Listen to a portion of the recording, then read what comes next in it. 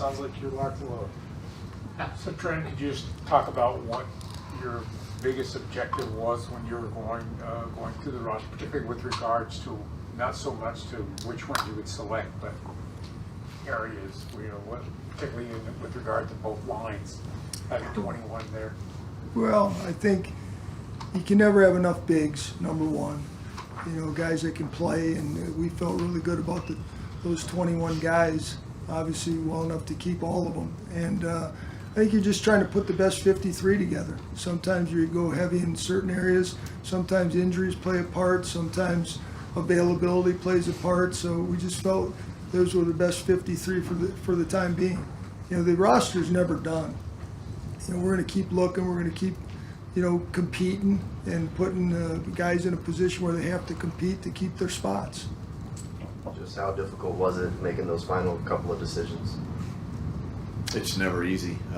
This is a tough day for all 32 clubs, and because you've invested so much time in these guys, right, in the development process, and like Trent said, it's not done. Obviously, we get a chance to hopefully get some guys back on our practice roster and keep improving the roster. Look, you talked about those difficult decisions.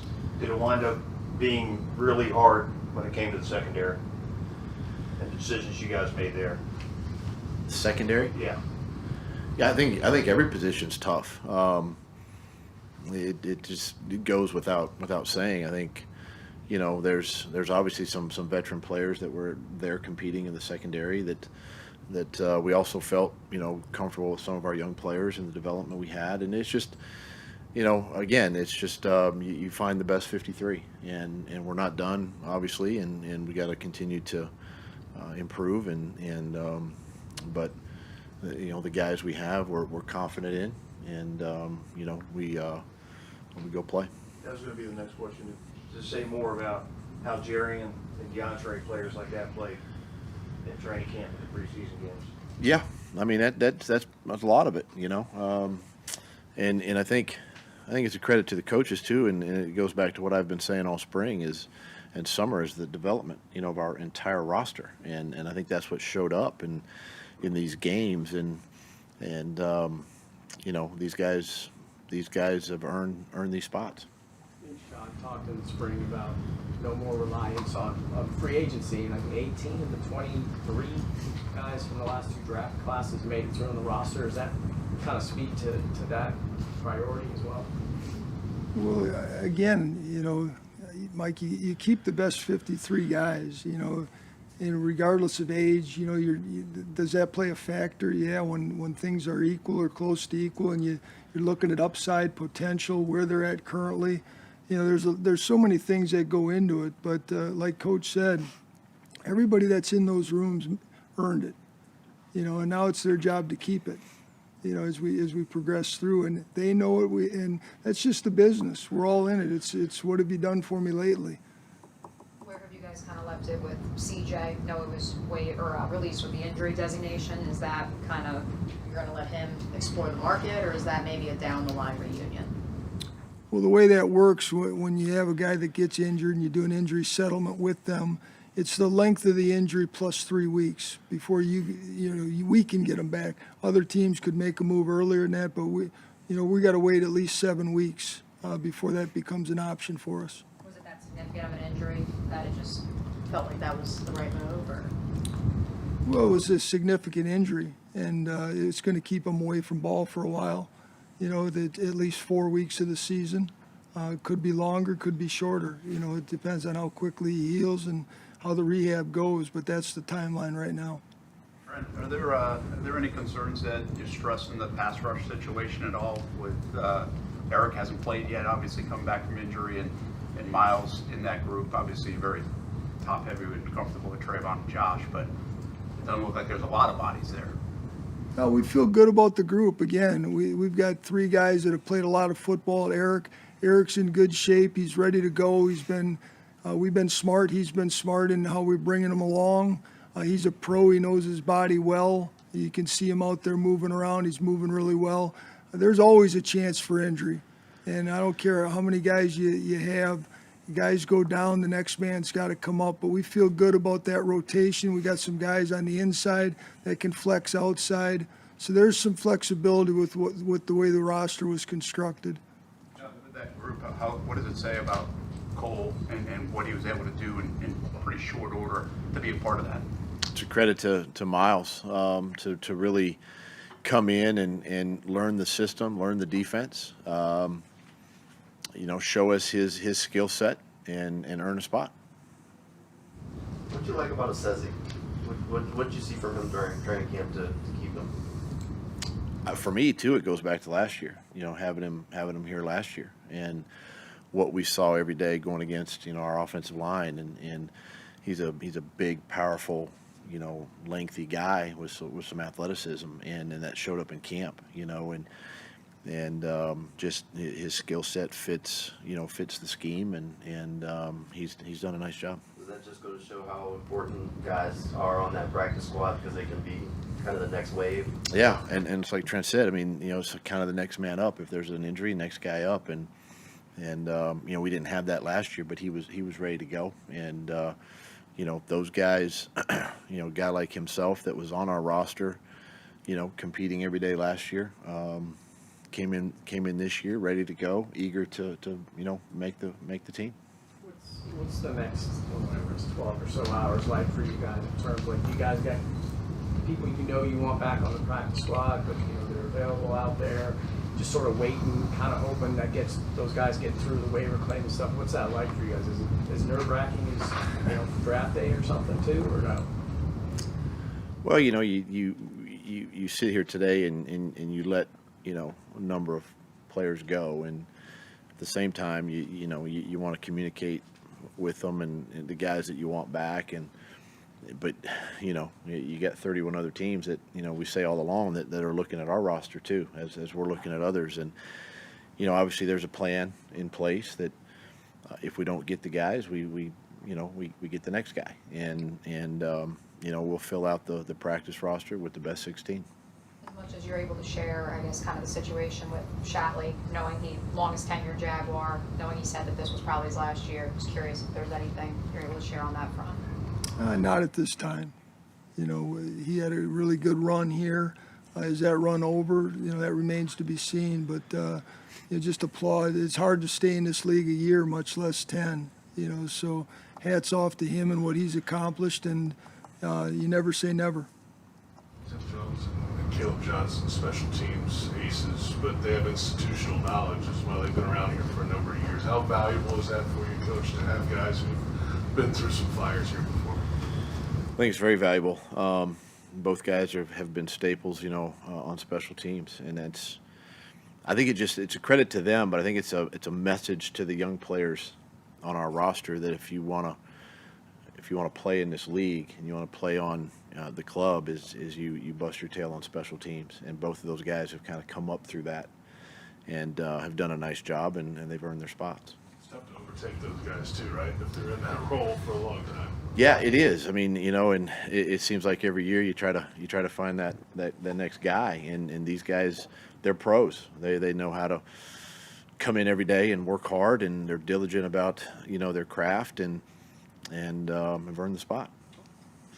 The new rule being able to designate guys to return from IR without having to put them on 50-man roster. How much flexibility does that give you, and how welcome of a change is that? Well, I think it's a very positive change for the league. You get two. You get a total of 8 throughout the course of the year that you can designate for return. So it's definitely an advantage. You don't have to play the roster gymnastics like you used to with veteran guys, cutting them and bringing them back. So it just made sense to do it, and I'm glad the league went to that. You spoke to this yesterday, but Trent, is this as good as you feel about the overall depth since you've been here? Is that for me? Yeah. Oh, Coach and I were talking, we feel good about the 53 guys. You're only as good as what the record you put out there is, so that remains to be seen. But this group of guys, they work hard. They're great teammates. They love coming to work every day. So from that standpoint, we feel really good about the locker room. How good it ends up being, we're going to find out 18 weeks from now. On a little bit more on Shatley, you've been one of those guys, been in the league for a while, and Mitch Morse called him the patriarch of that room yesterday to us. Was that is that a little bit more difficult of a conversation than maybe even some of the other ones? Like, how do you feel about it? Yeah, it is. Because of his tenure and his commitment and the longevity that he's had, here in Jacksonville, and it's always hard. It's tough when they've been a staple in the community and on your team and in your organization for as many years as he has, and I just appreciate his hard work. He's another one of those guys that he kept working his tail off, right? And then we'd get an injury in the offensive line, and he would go in, and he's just Mr. Reliable, and it's tough to make those decisions. Speaking of the offensive line, Cole as well as Javon, Doug, how did they earn a roster spot here on this initial 53? I just think Cole has had a really good training camp, and he's earned a spot, right? And Javon has really proven too that over the course of when we got him to now, the improvement, right? And just a young offensive lineman that you still want to invest some time and continue to work, because there's a skill set there that is very usable, and we feel comfortable with that. Trent, how good do you think you guys have built special teams? Obviously, drafting the kicker, Logan's been one of the best, but all the other core guys that were just mentioned, Well, how good is that unit? I think we feel good about a nucleus of guys, a core group of guys. There's never enough depth, and obviously when you go with as many bigs as we went with, it thins out that core a little bit. So we're going to continue to look at that and what we need to do to potentially beef that up. But again, the roster's never completely set. You're constantly looking. I think Heath and Luke do an outstanding job of coaching those guys and getting them ready to play. Sometimes you got to have guys that are starters step up and step in and fill roles. So we're going to look at all our options. But again, that's what you do. You just keep looking. Just for clarification, the two guys you put on IR today, does that count against the 8 that you can bring back, or is that in addition to? It does. It counts against the 8. So you total of 8. Those 2 count. So we're down to 6. Do you have any update on Keelan in particular, knowing it's 4 weeks minimum, but what kind of is the extent of that injury that you know of right now? He's still dealing with the toe, and how long that takes. We're going to bring him back as quickly as we can, but those things can be tricky, especially for that position when it's a big toe. So, we're going to be smart with it, but we got to get him rolling at some point here. Doug, how much of a transition for Trevor not having CJ in the room? Is that different? CJ's been he's been really good with Trevor, and obviously it'll take some getting used to and some adjustments, but Mac is definitely his veteran, I think, presence. He's played a lot of games, just like CJ has, and those two have a really good relationship as well, and we've seen it. I've seen it. I've spent time in that room, and I see the dialogue that goes on not only in there but on the field, and it'll take an adjustment period, but they're pros, and Max supports Trevor, and we just roll. How much when you went through it from the player side, so when you're sitting there talking to these guys, do you flash back on your own experiences when you were I do. little? I mean, I think I was released 6 times. Yeah, I was six times in this league as a player early on.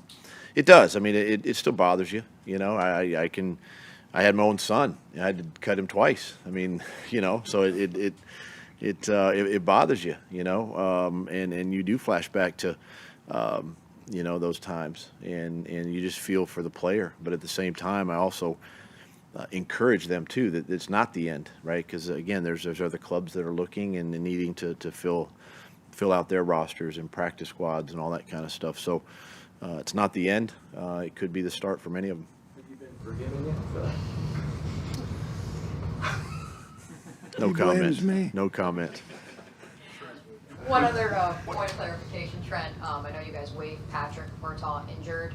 Would he revert back to the pathway program, or how do you go? Like, what's the rules there? Well, he reverts back to the counts against the 90, right?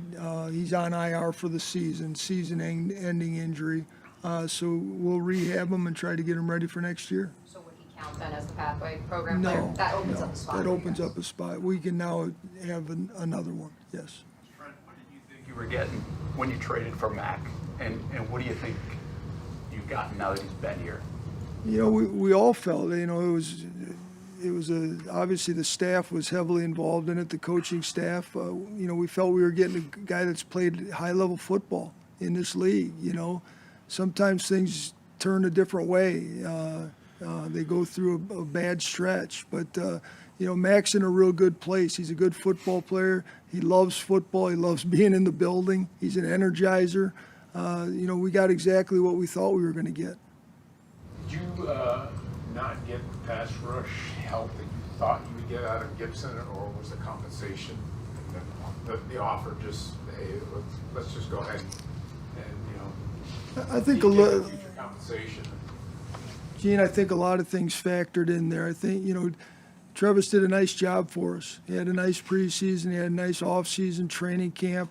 Obviously, did well enough that multiple teams were interested in him.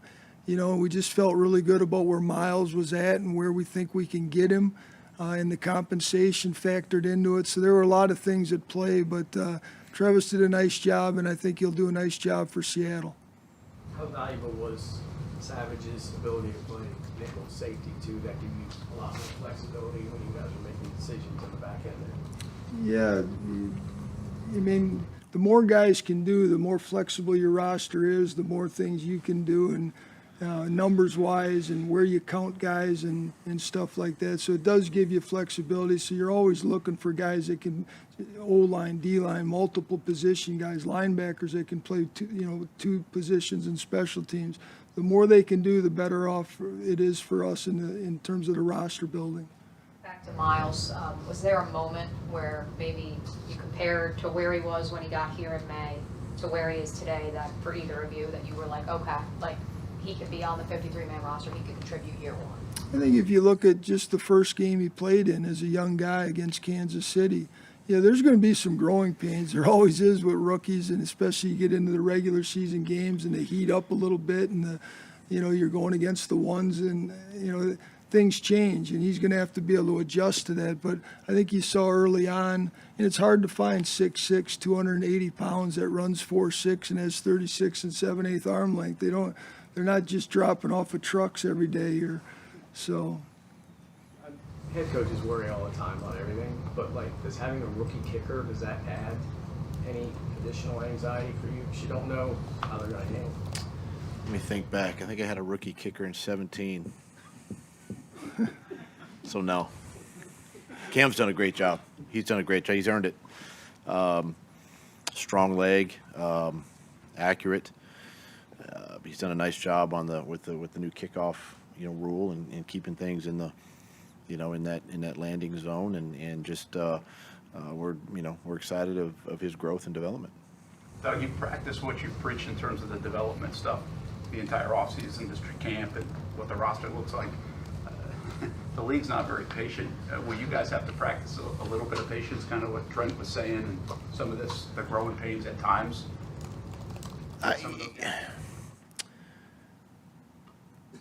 Yes, but at the same time, when you look at the